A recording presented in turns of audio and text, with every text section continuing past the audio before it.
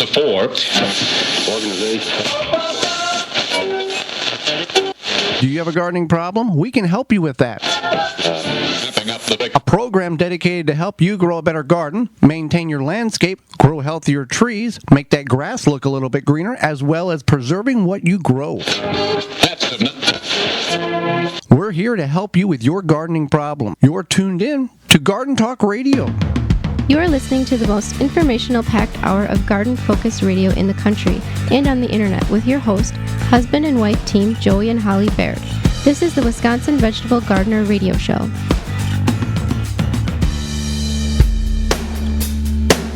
Welcome to the Wisconsin Vegetable Gardener Radio Show. So glad you've taken time out of your day to join us on the program.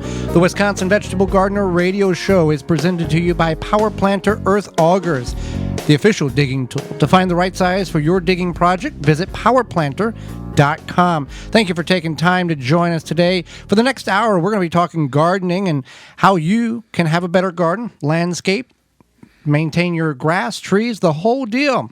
Whether you're listening to us on one of the 16 stations we are broadcasting on across the United States in 2020, a radio app through the WisconsinVegetableGardener.com website, which is our website, you can find all of the content of the program there. Under the Season 4 tab, podcast replay or in-studio video replay, we thank you for tuning in. I am your host, Joey Barrett. Beside me is my wife, co-host, best friend, and gardening partner, Selfie expert, Holly Baird. Selfie expert, Holly Baird. This program is about you, for you, to help you grow a better garden, healthier trees, maintain your landscape, preserving what you grow, indoors and out. We've got it all covered for you. There's several ways in which you can contact us during the show, after the show, anytime, via email at gardentalkradio@gmail.com. That's gardentalkradio@gmail.com. If you use Twitter, you can hashtag TWVG on your tweet. We will tweet you back, or just send us a tweet at TWVG Show. You can follow us on our Facebook page, The Wisconsin Vegetable Gardener, or you can jam your fingers in the phone anytime to 1-847 and give us a call. Our number, easy to remember, 1-800-927-SHOW. 1-800-927-SHOW.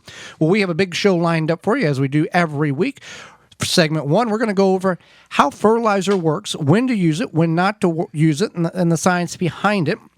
As well as in segment 2, we'll go over 20 plants that are deer resistant that you can incorporate into your landscape. As well as our guest this week, author Katie Peters, will be with us, and we'll answer as many garden questions of yours as we can squeeze into the program.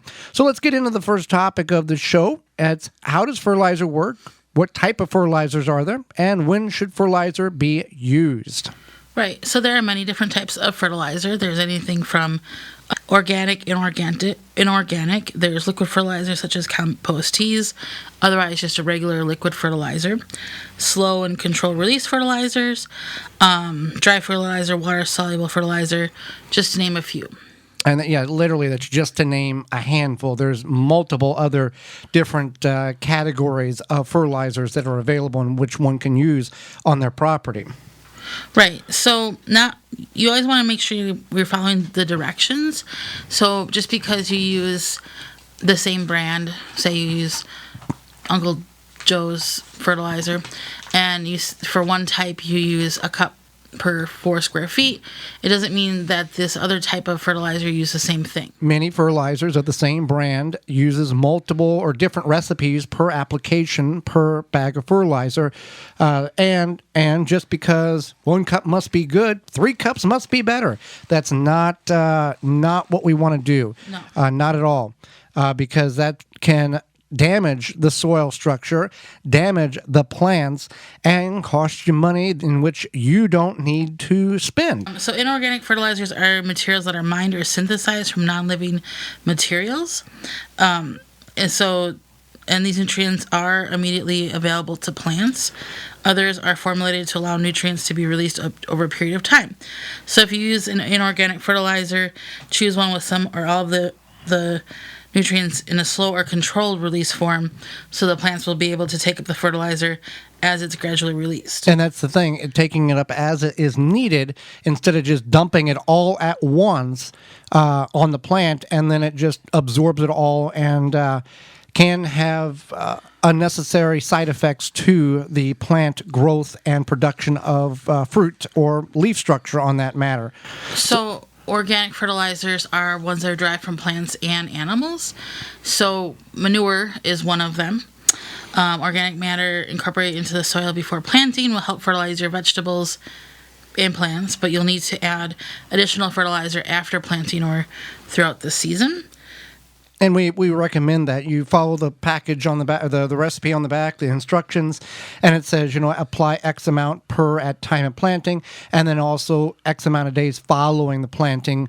You side dress it or top dress it or work it in the soil in order to feed the plant throughout the growing season, because some of these plants, tomatoes, for example, are heavy feeders. They take a lot of nutrients to produce the crop in which we love to eat and harvest and eat. So manure tea or compost tea is made by steeping manure or compost in a barrel or a tub of water, and then you take you would take like the manure or the organic matter and put it in like a porous bag, and then you let that water seep through and kind of make your tea or steep your tea. You can do this with weeds as well. Yeah, and that can take anywhere from 24 hours to a week, depending on what you decide to how long you want it to soak, how much you're making, etc. Now, these applications or these procedures of the weed tea or the compost tea, when you take weeds out of the garden, throw on a tote, and let them steep, this is not something you want to do in an enclosed area. You want to do this in the backyard somewhere. It does smell. Oh, yes.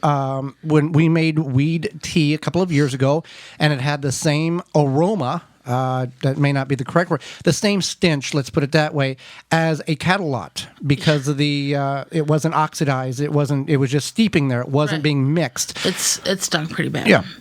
So it was very healthy for our plants. Yeah, and you're not utilizing your pocketbook. You're using things that you already have available on your property. We all have weeds. We can put them in a tub and steep them, and then utilize that nutrient that comes off those plants and water your seedlings with, your starts with outside, or as the plants are maturing. For sure. So that definitely is an excellent option as well. And water-soluble fertilizers are quick boosts for vegetables, so it would be like liquid or crystals. Which is a good thing is if you are seeing a deficiency in a form, a deficiency somewhere in which it's lacking of nitrogen or it's yellowing, and you can identify that that's being the nutrients that is lacking in the plant uptake. You can instantly boost it with a liquid fertilizer. And then there's foliar feed, which is spraying the plants with a diluted liquid fertilizer, and this is actually spraying the leaves themselves. It's usually not a regular maintenance thing. A lot of times it's something if you want to give your plants a special boost, or you're trying to help assist them with some sort of deficiency they may be having. And anytime you do a foliar feed, it's recommended, and if you can use a Chapin pump sprayer, the finer the mist that goes in the leaf, the easier the plant is to absorb that moisture into the leaf structure. Do you need fertilizer? It depends on your growing situation. So if you have a raised bed you've had for a couple of years, you could, I'm sure a lot of the compost there has settled, or the soil, whatever you're growing in, you could just add more soil, and that will give it a boost. If you have soil that needs replenishing that you're planting in the ground, definitely something you could give it a boost with fertilizer. You kind of have to assess that on your own. Well, with a raised bed, even if you have good compost and you've top dressed it, if you're using an organic fertilizer, it's not going to overpower the plant. The plant will only pick up what it needs to use. Right. And what's available. Real quickly, let's talk about what the three numbers on the bag is, because we've talked about we've talked about adding the fertilizer, but understanding what the bag is informing us of is crucially important to this whole procedure. Yes. So there's three main numbers on the back of any, or on the front too, of any fertilizer bag. And the first one, so it's three numbers. It's NPK. N is nitrogen, P is phosphorus, and K is potassium. and it can also be potash. That term is loose as well, but it's the same nutrient there. And whether you're listening to our show in Quebec, Canada, Australia, Iran, Russia, those three are the same universally. Those three numbers: nitrogen, phosphorus, and potassium. That's what it means anywhere you're at in the world. Those three numbers are represented the same. Right. So nitrogen is going to add the greens to your plants. It's going to add that green colors to your plants. Phosphorus is good for the root and fruit. Yeah, and then potassium is like for all of the benefits of your plant. Mm-hmm. And people, bananas have the potassium in it, but use a fertilizer. Don't add, steep a banana peel for several days. Those are the three wherever you're at. So you can figure out the best advice would be if you're lacking or you think you're lacking, you probably are, and you need to get a soil test. Go to your local university website for a small fee that you can figure out how they want the sample to be sent, and they can greatly determine by that test how much you're lacking in certain nutrients and minerals, and how you can, or if you're surplus on certain nutrients and minerals, how you can combat that to get a level in which is healthy and productive for your garden. Because there's no bigger disappointment than to do everything that you're supposed to do, and at the end of the season you've got small plants, small fruit production, or sometimes no fruit production, in the instance of you've put too much fertilizer on the garden, too much nitrogen, so you've got these big, massive tree-like plants with no fruit because the plant is sucking up all the nitrogen and not able to pick up any of the other nutrients in which is needing to develop the fruit on the plant. So keep that in mind as well. But yeah, do you need be aware of when you need to use it? Use it sparingly, especially with the liquid fertilizer. Go, quarter to a half of the strength is what it's recommended on the back of the package. Just because, here's the key: I can always add more, but if I add too much now, I can't reverse the problems in which has been, especially not during that season. Yeah, if you add way too much, you're gonna have problems. You're gonna either kill the plant or damage the plant to the point where the plant's going to go in a recovery state and it's not going to have time to produce. So always add more. What is it in construction? Measure twice, cut once. Right. Yeah. So that's the same thing when it goes to fertilizing the garden. Right. So thank you for taking your time out of your day to listen to our show. This is our third show of 2020. Did you miss last week's show? We talked about what our heirloom organic hybrid F1, F2 GMO seeds are. We also talked about companion planting. Does it work? And our guest was author and garden TV host of Growing a Greener World, Joe Lample. Great conversation we had about a lot of important stuff about your garden with Joe last week. You can catch that show by going to your favorite podcast platform and search the Wisconsin Vegetable Gardener podcast, or we'll make it even easier. How can we make it easier? How can we make it easier for them? You can send us an email to gardentalkradio@gmail.com, and in the subject line, just put show 2 and we'll send you the link, or whatever show. We'll be right back. Do not go anywhere. We'll be talking about deer-resistant plants that you can incorporate into your landscape. You're listening to the Wisconsin Vegetable Gardener Radio Show, a program dedicated to help you grow a better garden, maintain your landscape, grow healthier trees, make that grass look a little bit greener, as well as preserving what you grow indoors and out. You can bet the Wisconsin Vegetable Gardeners phone lines are always jammed during the show.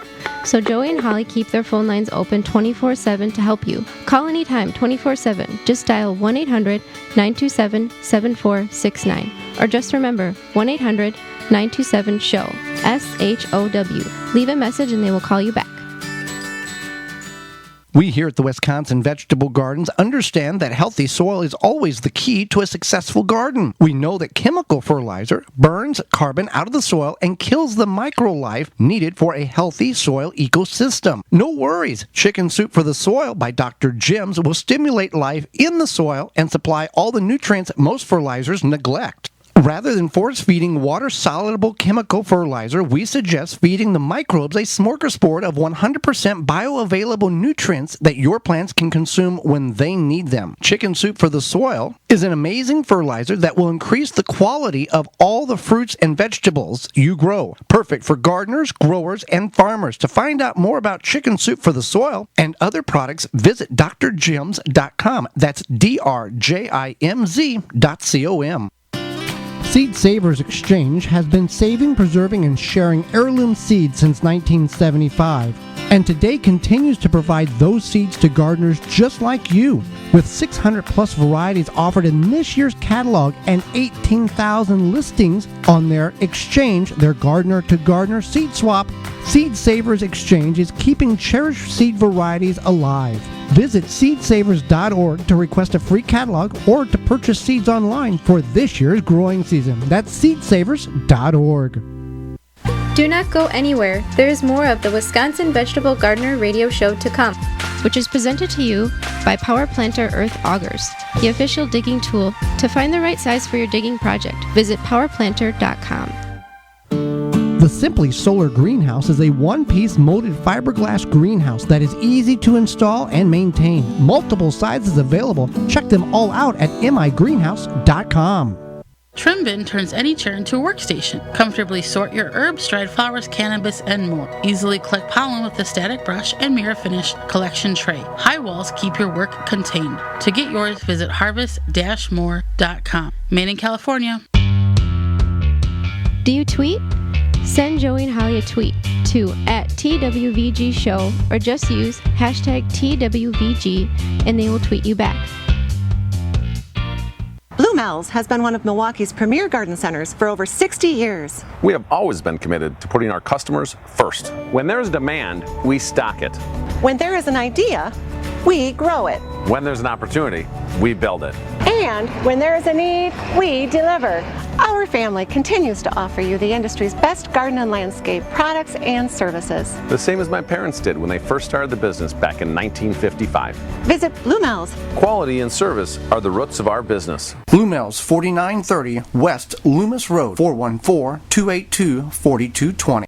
The Wisconsin Vegetable Gardener Radio Show is brought to you by the following: Neptune Harvest, Happy Leaf LED, Dripworks, We Grow Indoors, Deer Defeat, Harvest More, Blue Ribbon Organics, Blue Mills Landscape and Garden Center, Chip Drop. Find all sponsors at the WisconsinVegetableGardener.com and thank them for their support.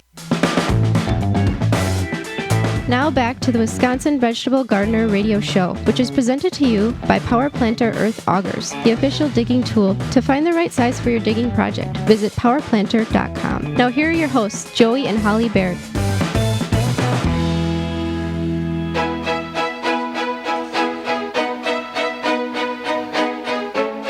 Welcome back to the Wisconsin Vegetable Gardener Radio Show. So glad you've hung around. We're going to be talking about some deer-resistant plants in which you can incorporate into your landscape, and we're going to throw some vegetables and herbs in the mix as well. We've got about 20 to go over. We'll see how many we get through in the second segment here. And now the thing with deer-resistant plants, here's a disclaimer. If deers are hungry enough, they're going to eat and nibble on anything that they can get a hold of. So these are deer resistant, not deer proof. Right.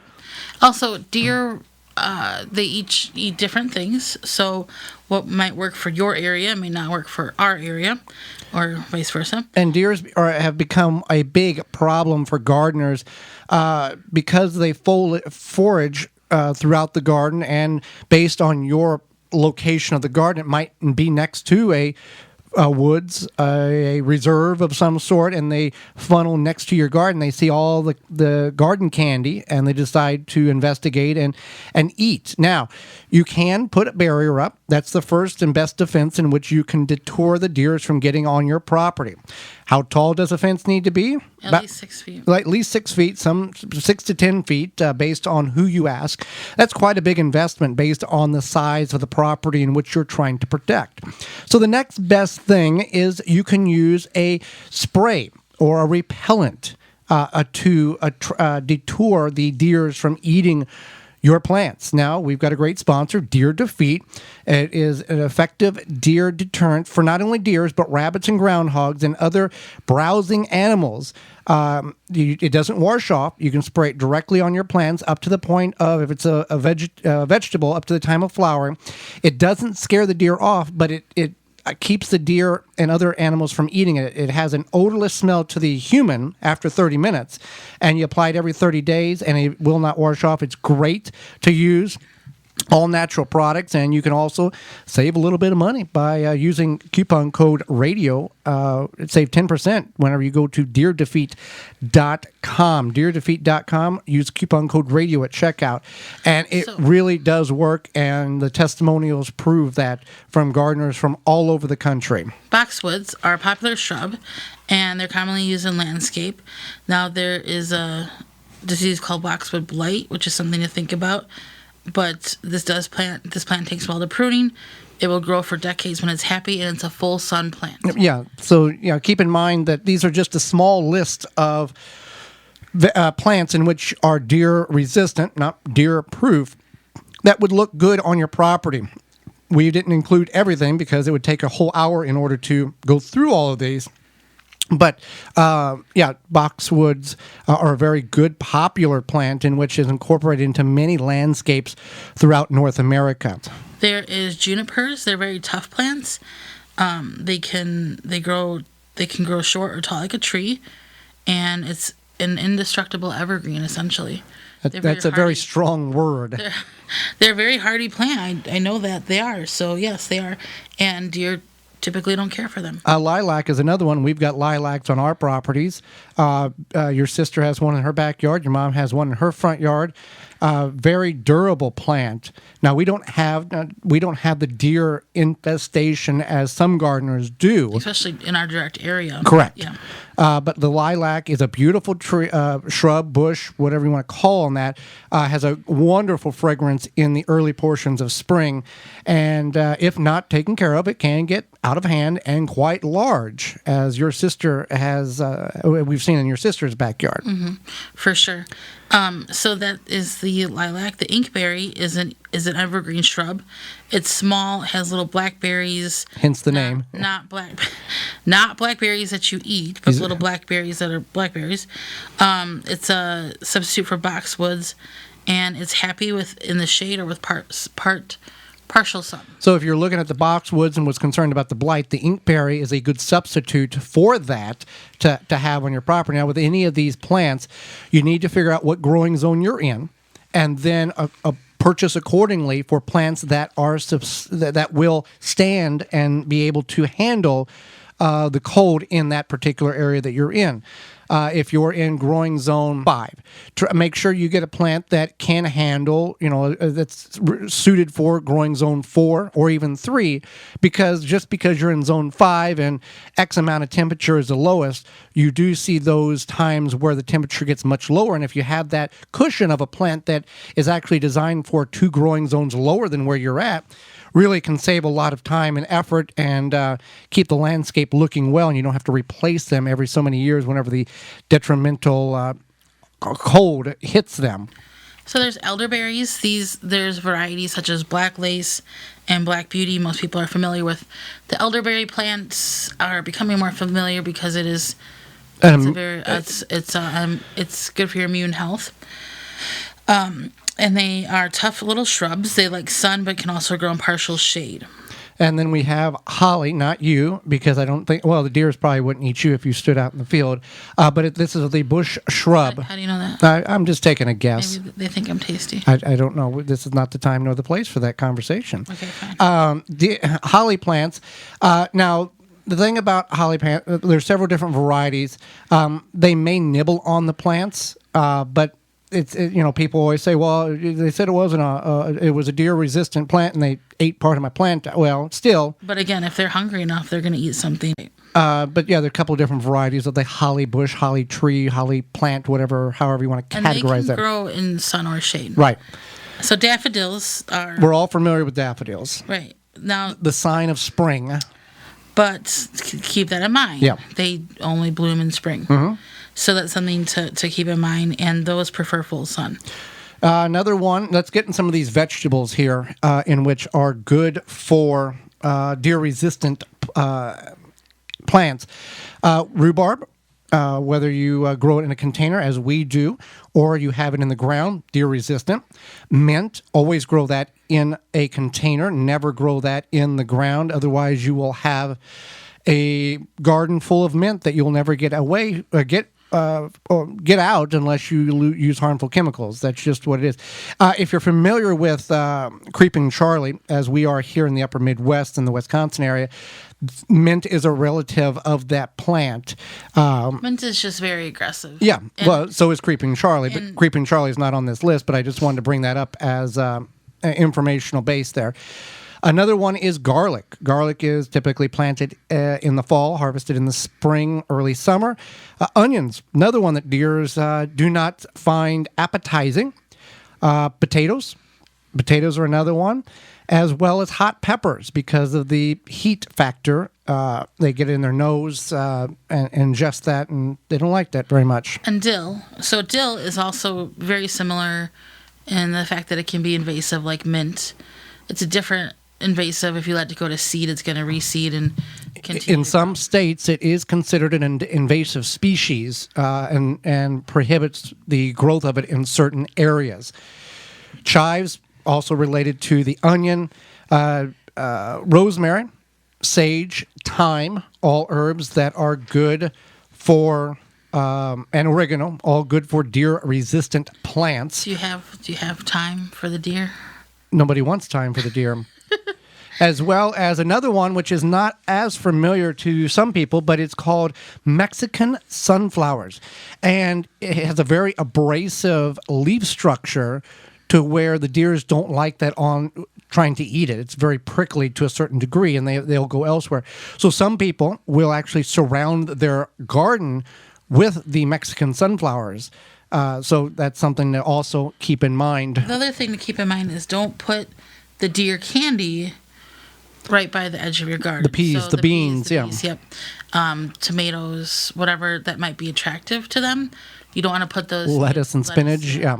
You want to put those on the inside and then put the plants that they don't care for on the outside, because as most of us know, deer are easily spooked. So if they're going into your garden, they're going to go around the edge, typically, and then if something spooks them, whatever, they're going to run away. Right. So that just that's a handful of plants that are deer resistant that you may want to incorporate into your landscape or your garden based on your herbs and your vegetables. That deer resistant, not deer proof. Soon it will be warming up again. You want to make sure you enjoy your yard without sharing it with beetles and grubs. Spring is just around the corner.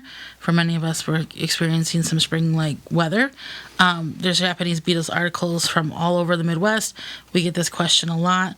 Grub Gone can be applied to your turf or garden around ornamentals to control the grubs and lessen the impact the beetles have on your yard this summer. You'd want to apply it now or as soon as possible. Easy to use. Apply with any commercial spreader and irrigate into the soil. It specifically targets grub and beetle invaders without harming beneficials such as bees, ladybugs, and butterflies. And it's the only non-chemical that works. You can find this information at phyllombioproducts.com. That's PHYLLOM bioproducts.com. phyllombioproducts.com. Organic products that will help deter and get rid of the Japanese beetles that devastate our garden each and every year.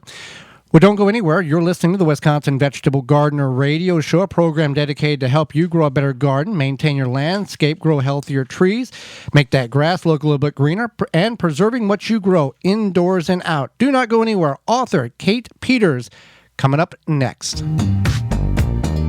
Got a question for Joey and Holly? Send it via email anytime to gardentalkradio@gmail.com.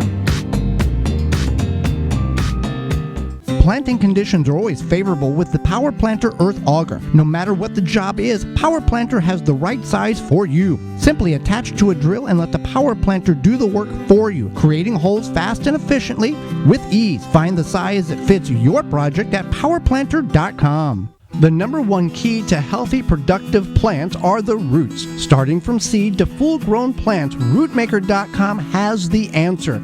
From seed starting trays with an innovative design that air prunes the roots, creating a fabulous root system, never again will you have root-bound plants. To multiple gallon grow bag sizes to raised beds, rootmaker.com has your grow needs covered. Visit rootmaker.com. Use coupon code TWVG at checkout and get 10% off your entire order. You are listening to the Wisconsin Vegetable Gardener Radio Show, a program to help your garden grow better, have healthier trees, maintain your landscaping yard, indoors and out, plus preserving what you grow. Do not go anywhere. There is more of the Wisconsin Vegetable Gardener Radio Show to come, which is presented to you by Power Planter Earth Augers, the official digging tool. To find the right size for your digging project, visit powerplanter.com. Pomona's Universal Pectin is a high-quality pectin that gels reliably with low amounts of any sweetener. If you're trying to reduce the amount of sugar in your diet, you'll love Pomona's Universal Pectin. Now you can make healthy homemade jams and jellies sweetened to your taste. You can use sugar or honey to sweeten. Pomona's Universal Pectin keeps indefinitely when stored in an airtight container. Easy to use, versatile, and comes with directions and recipes in every box. Find out more and where to buy at PomonaPectin.com. Also available at natural food stores and online. Oh, yeah. What you say? You say Nasala Kombucha. It'll put some glide in your stride and some pep in your step. Nasala Kombucha. Yeah. Nasala Kombucha makes your body happy. Nasala Kombucha makes your body smile. The Wisconsin Vegetable Gardener Radio Show is brought to you by the following: Power Planter Earth Augers, Ivy Organics, Rootmaker, Pomona Universal Pectin, Chapin Manufacturing Incorporated, Pro Plugger, Tomato Snaps, World's Coolest Floating Rain Gauge. Find all sponsors at the WisconsinVegetableGardener.com and thank them for their support. Blue Mills Landscape and Garden Center is open for operation, and they are there to assist you for your gardening and landscaping needs. You're in the Milwaukee area, that's the place to go to get all of the needs met that you need for your landscape and your property. Blue Mills Landscape and Garden Center has 40 varieties of bulk material, from gravel to wood chips to sand to compost, as well as a knowledgeable staff that will help you. You can find them at 4930 West Loomis Road, just off of Layton in Greenfield. You can give them a call at 414-282-4220 and visit them online at bluemills.com. Now back to the Wisconsin Vegetable Gardener Radio Show, which is presented to you by Power Planter Earth Augers, the official digging tool. To find the right size for your digging project, visit powerplanter.com. Now here are your hosts, Joey and Holly Baird.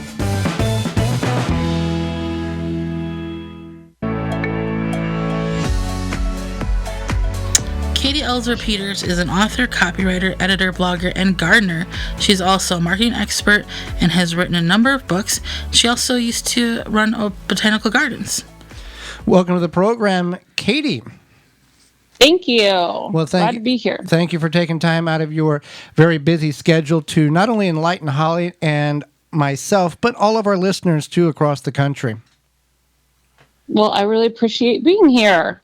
Well, let's talk about you're an author. Your very first book is A Beginner's Institute Guide to Gardening. This book is full of really good beginning gardening information for all of those of you who are beginner gardeners. It's the book you should get. What was the inspiration for writing this book, and what is one of your favorite little tips or tricks that you had put into the book without giving too much away? So I was basically inspired to write this kind of by my sister and some of my friends.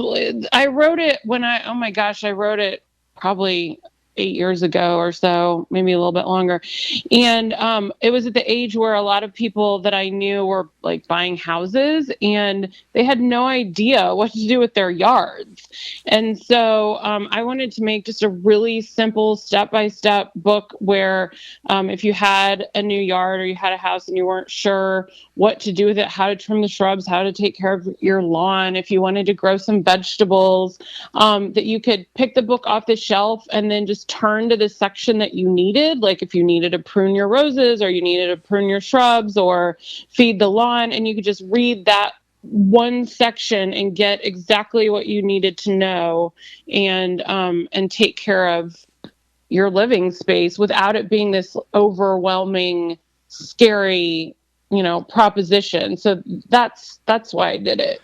Yeah, I think a lot of people who are unfamiliar with the, you and I and Holly, we're very in depth into the genre of gardening because this is what we do.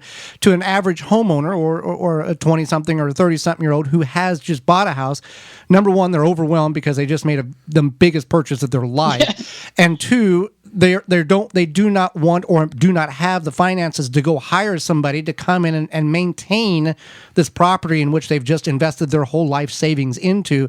And your book allows them to make a small investment in a book, and you basically, it's like you're there right there instructing them how to go about doing these very easy tasks once the knowledge is obtained. Yep, that was my goal. And I don't know if I could pick a favorite tip. I think the one thing that I did that really should help a lot of people is I did separate warm and cool season vegetables and warm and cool season annual flowers, and I am teaching people a little bit about this, and that's something I think can hang up a lot of new gardeners, that if they try to plant cilantro in July and it dies, they think that they're a terrible gardener, and they're not. It's just that cilantro likes to live in cool weather. And a lot of gardening books really don't separate that out. And it's just a tiny little distinction that can make a huge difference in whether you're successful or not. Yeah, the confident boost. Hey, I did this wrong. I found out how to do it right. We're good to go now. Yeah. Yep. Definitely. Now, you worked in botanical gardens before you became a business / marketing consultant, editor, etc. What was the reason you decided to make that career change? Well, I'm just going to be real honest. Sometimes you don't plan to have a career change. I really did think I would manage botanical gardens my whole life. That's what I wanted to do. And it was right around the stock market crash in late 2007, 2008. And I ended up needing to leave the garden that I was working at, and I had just bought a house. And so I needed to figure out something else to do. And I had always really liked writing a lot. And I did fundraising as part of my my master's program, and marketing and fundraising are very close to each other. And so I just went online and started writing and blogging and doing marketing, and it's been awesome. Just kind of, turn around. And what it's let me do is I can reach a lot more people now than just working at one garden. So I guess a message for our times would be, particularly right now, when something changes, there is always an opportunity. And I took that opportunity to grow and go in a little bit different direction, but still work with plants and gardening and helping people, and continue to do that. And it's been unexpected, but really cool. Well, we sit behind these microphones each and every week over the last 3 years, and we've asked questions in the same type of context that we asked you, and they always was, well, we never planned for this, or I never planned for this, but it's one of the best things that ever happened to me. So it truly is. Sometimes it's best that we don't know what's on the door that we're going to open, because if we didn't know, if we always knew what was behind that door, many of us would not take that jump, and we'd set to where we have been confident, and we didn't want change, and we'd be too scared to make a move forward. Yeah. And now more than ever, I think it's important to be brave and try new things. And that's kind of what gardening is all about, is trying new things. What's the worst you can do? Fail and learn and try something new. Try again. Yeah. Yep. Now, you have a book on no waste gardening, and it is very ecologically minded. What is the book called, by the way, also, and why is sustainable gardening so important to you? Well, so the book is called No Waste Kitchen Gardening, Regrow Your Leftover Greens, Stalks, Seeds, and More. And it's it came a little bit about more because I wanted to experiment, and because I've always liked to experiment and sort of see what, you plant something, you try to grow something, and you see what happens.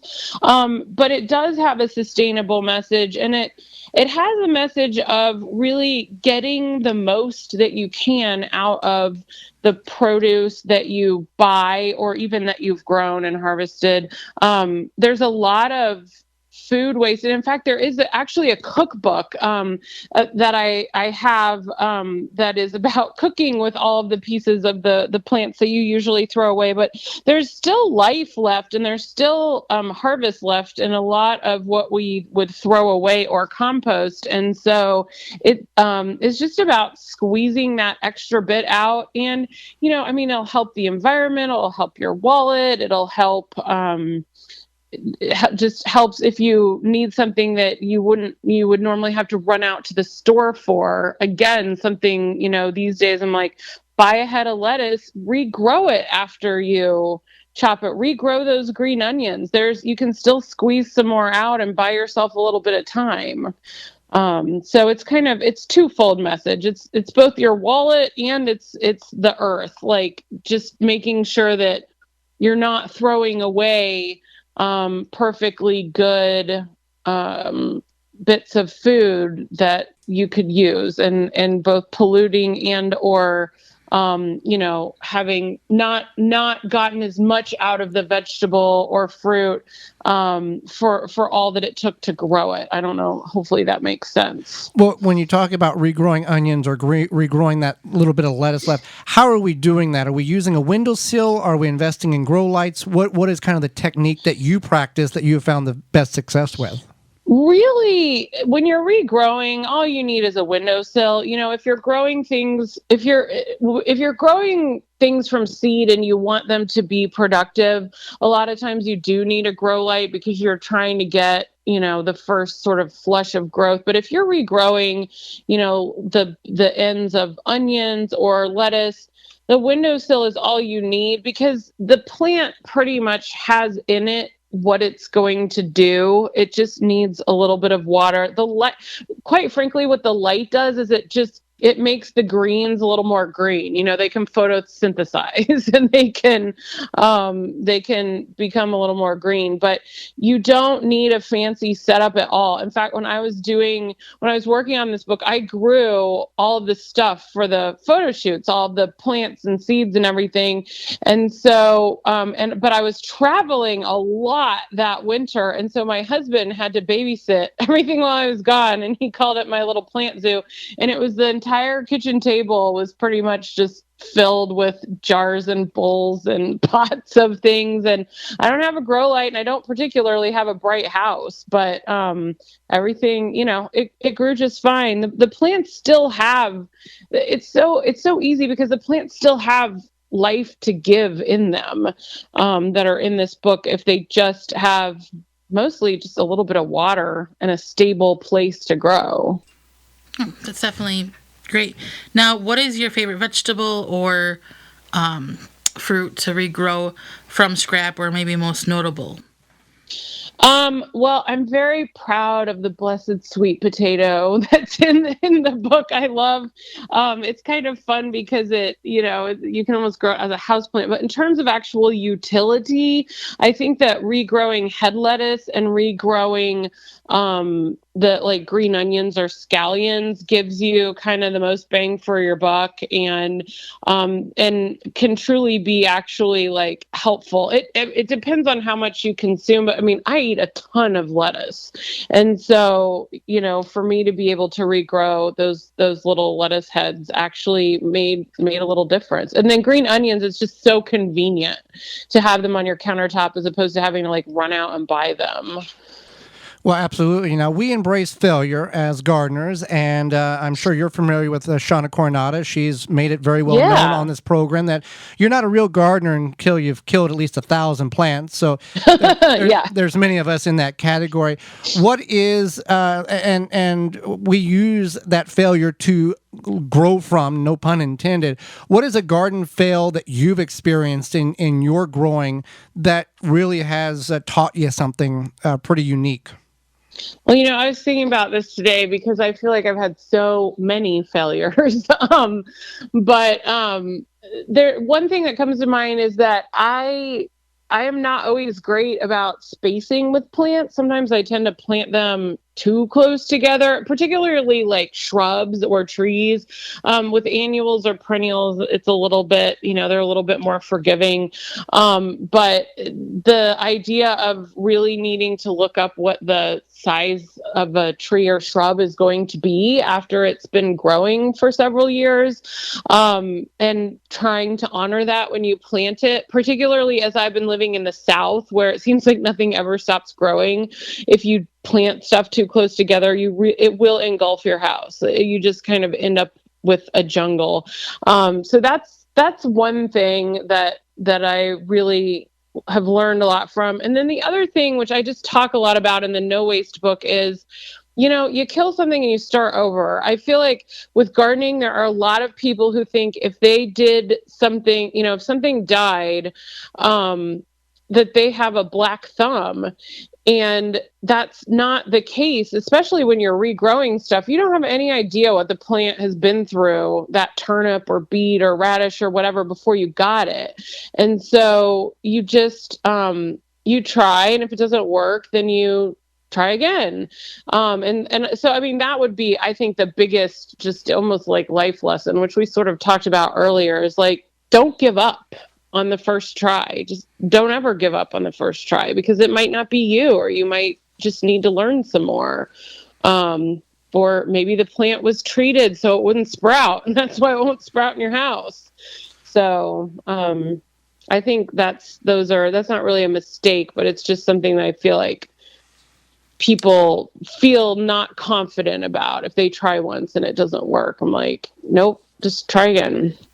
Definitely. That's definitely a very important lesson to learn in life, but also in gardening as well. Now, where can we find out more about you and your books and all of your great information?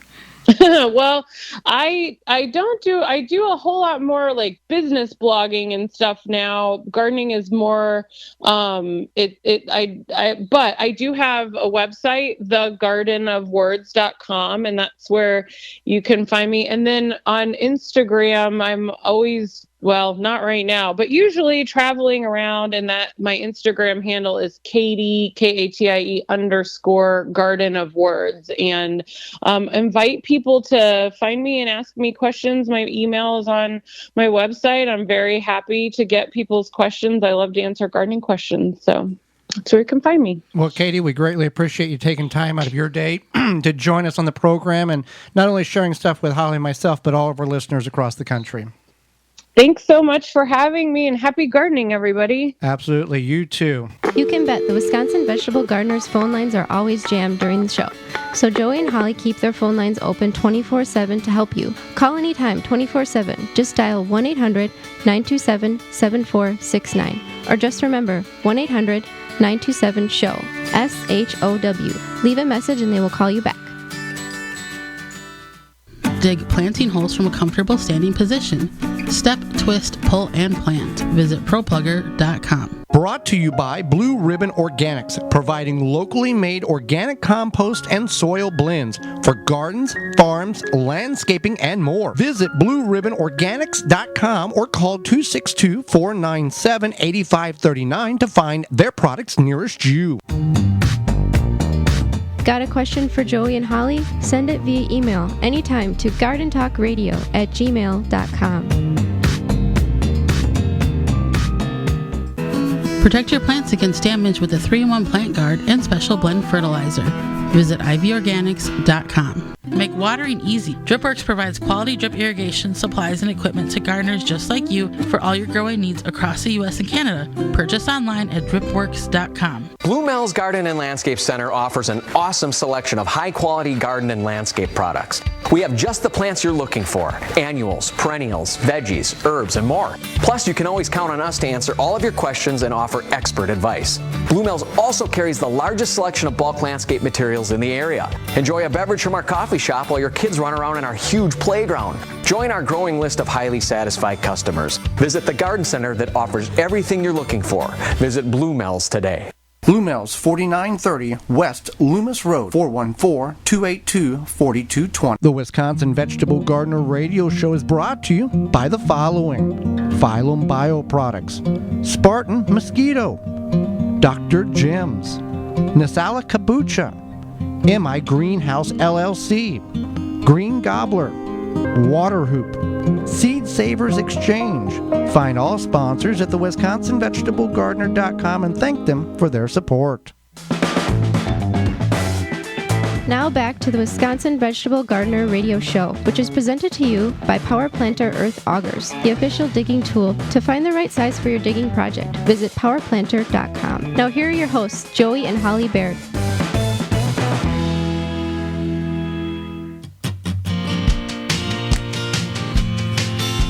Welcome back to the Wisconsin Vegetable Gardener Radio Show. So glad you have hung around. We're going to answer some of your garden questions, well, as many as we can get in. If you got a garden question, you can submit it to us at gardentalkradio@gmail.com anytime. Also, you can give us a call at 1-800-927-SHOW, 1-800-927-SHOW. And if we can't get to you, leave a message. We will call you back. We got a bunch of questions, Holly. All right, let's go to Mary. She sent a question from Silver Springs, Maryland. I'm starting a vegetable garden this year. Would like to know your best suggestion on where to purchase seeds from. We would suggest seedsavers.org. They have a great selection. They're a very good, reputable company. Definitely feel free to check them out. They even have like little growing, I want to grow this type of garden, little growing kits or whatever you want to call them. So that is one great resource. Barb and Joel ask, I have a question about carrots and have not seen an answer anywhere. Years ago, I could grow great carrots. Now in the same garden, the carrots come up great, but when they reach maturity, the tops about an inch down the actual carrot are brownish with holes in them. No bugs or animals are apparent. What could this be? This is the carrot fly. Terrible thing to have. There's a couple of things in which you can do to get rid of the carrot fly. One, you can find a carrot variety that is resistant to such fly. Second thing you want to do is you want to cover with fleece as the plants are growing. You want to make a fly barrier. You can do that. You can grow with other plants, strong-smelling plants. You can incorporate, basil or chives or garlic among that. You don't want to thin these plants because as you thin, that's when the aroma of that carrot emits, and these flies can find that scent very, very easily, even at a great distance. They can do that. So later in the year, by sowing, most times, if you sow late in June, the flies have kind of went through their cycle, the first generation of pests, although further generations of flies can attack your plants in July and September. So keep that in mind. Rotate the crops. Avoid planting parsnips and celery, as those will emit aromas in which will attract the carrot fly. And you can control by using biological means. There's different sticky traps, and there are chemicals in which you can use, which is not the best scenario in which to go, but that gives you some guidance. Let's go to Dawn. She called in and left a message for us to address, and it's about seed starting. Yes, my name is Dawn, and I'm calling from Ann Arbor, Michigan. I would like to know what is the best way to start, in addition, a seed inside, and what's the best way to plant seed outside? Thank you. All right, so Dawn listening on the WAAM 1600 AM and 92.7 FM frequencies over there in Ann Arbor and covering southeast Michigan. Holly, what's the best way to start a seed indoors, and what's the best way to start a seed outdoors? Good question. Mm-hmm. So starting the seed indoors, you just want to make sure you have a nice, healthy potting soil to start in. You want to consider how long that seed is going to be in that soil, and then think about the medium or the container you're going to grow it in, and if you want to transplant it. And then also just making sure that they're kept nice and moist. Yeah, and based on the particular variety, determines how many weeks prior to your last average frost date in which you're going to start that seed indoors, as well as if you have a lot of light available, ambient light from a very large window, or you may need to invest in a grow light from like Happy Leaf LED to supplement the light that's required for that plant to be very healthy in order to transplant it out. Also, you want to be aware of the conditions in which it's growing in, meaning the temperature. If you're just using a side bedroom in the home where the temperatures are 68, 72 degrees, great, fine, no worries. If you're in an unclimatized area, you may need to supplement some bottom heat on these plants in order to get them germinating.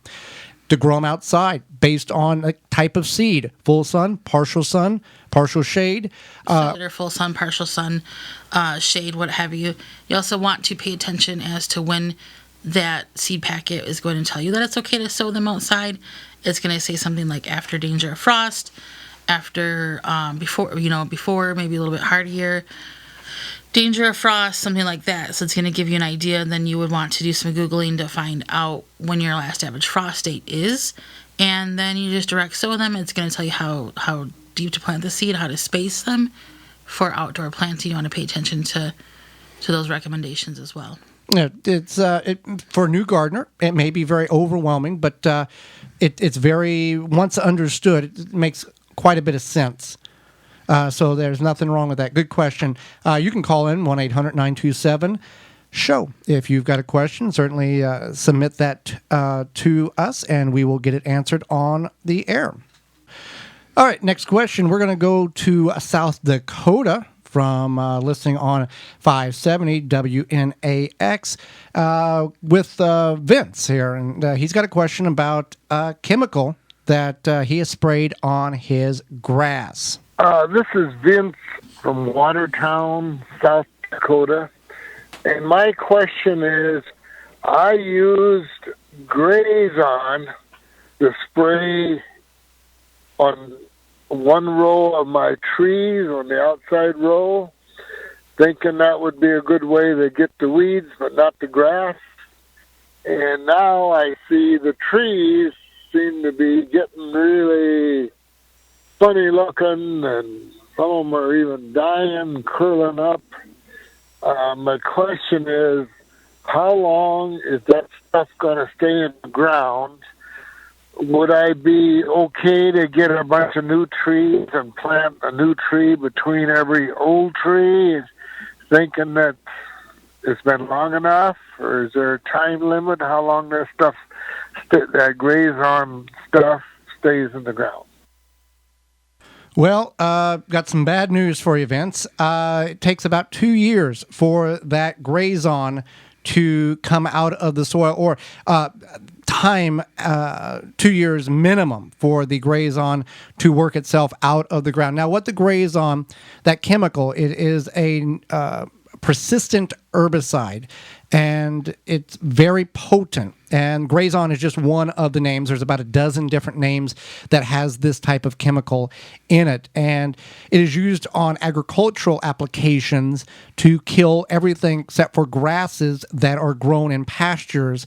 And then also those pastures, there's requirements of how long after spraying that a farmer can utilize that hay or that grass and turn it into hay, and then the animal eats it and turns into compost, turns into manure. You get it, make compost out of it. Years later, it's still that potent that it will kill the plants in your vegetable garden. It does kill woody plants. So what you're seeing is those trees reacting to that grazon. that you have sprayed to kill everything but the grass between those. So the trees most likely are going to die because of the effect of that potency of that grazon. So you do not want to plant new trees in between the old trees. You basically want to abandon that area for about 2.5, 3 years, and then go in and plant a small tree there to see if the grazon is still active in that soil. The other thing in which you could do would be, the trees eventually will die. You could remove the trees and then till that soil up or spade it over to try to get that aeration to that soil, to try to get some of that to work itself out of the soil through the atmosphere. So bad news, but a lesson that we all can learn from in regards to utilizing the herbicide of grazon, and that's just one of the main names. Another question we have here is, you use shredded paper in your garden. With using shredded paper, are you worried about what ink toner or the ink that is in the paper, whether it's printing paper or newspaper that you're using for mulch, as well as incorporating it in some of your containers? The ink in almost everything, I think, nowadays, is a soy-based ink. So you don't have the toxicity in which you have had or would have had 20 years ago. So by shredding it and allowing it to utilize it as a mulch, that's quite all right to use as mulch. And also what we use it on large grow bags from Root Maker, the 20, the 30, the 45, the 60 gallon grow bags, we will fill it. We will fill it up about halfway and then put about 1 inch of shredded paper in that grow bag and finish filling it with compost. What that shredded paper, two things, or one main reason we do that is it acts as a sponge. It will hold some water and then it will release as the soil needs it. So yeah, shredded paper, use it in your garden. Some people find it not eye appealing and they choose to go out other ways. Just think about how much shredded paper that you have, or how much paper you could potentially turn into shredded paper in your garden. John asks, I have several pickle buckets that I've washed, cleaned very well, but I can't get the pickle smell out. Can I still plant in these buckets? Do you think it would be okay? Yeah, you can certainly plant. If you hate pickle smell, you're not gonna. It's not gonna work out for you. But there's not going to be any transfer. No, there won't be any problems with it. You just want to make sure you put some drainage holes along the edge of the bottom, and then you can definitely grow in that. So with that being said, we are out of time, and we greatly appreciate your time, as we do every week. Miss any portion of this show or want to revisit it in its entirety, you can do that by going to the WisconsinVegetableGardener.com website, clicking on the Radio Season 4 tab at the top of the page. Or you can send us an email at gardentalkradio@gmail.com, and we will send you the link to this show. Just put in the subject line, Show 3. And we'll also send the in-studio video of this show. Tell your garden friends that this program's on the air. That's how we get our message out to them, whether they listen to it live on your terrestrial radio frequency or through podcast replay. Join us next week on the show when we will be talking about tilling or not tilling. What's the right answer to that question? And 4 great landscaping trees and 4 great fruit trees for your property. Our guest will be environmentalist horticulturist Kim Erzman, as well as answering your garden questions. Until next week, for Holly Baird, I'm Joy Baird, and we will see you in the garden.